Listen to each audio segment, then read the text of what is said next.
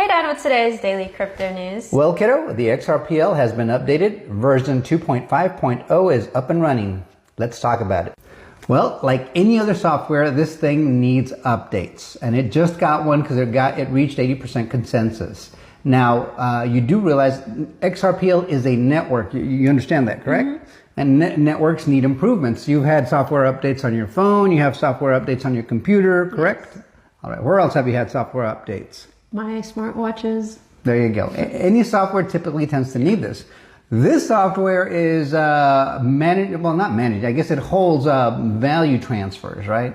Transfer of money, tokenized treasuries, tokenized real estate, whatever you want to tokenize on it. You got to be able to manage all that in a way that actually reflects real life or what the real world situation is going to be.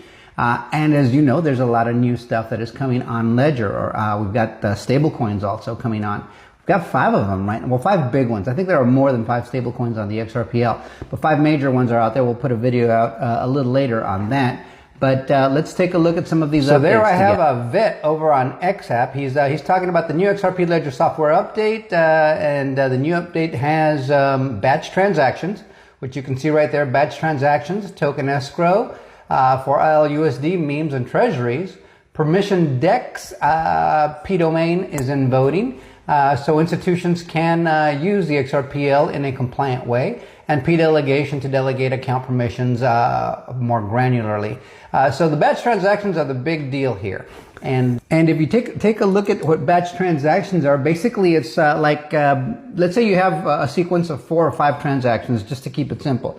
And you want to instruct the ledger to say, hey, if this first transaction fails, the others should fail as well.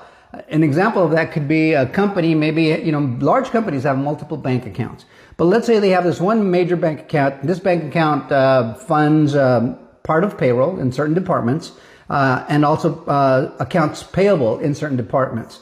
So let's say you instruct the ledger to say, hey, you're gonna pull from here, right? And then you're gonna deposit into these accounts and execute these payments.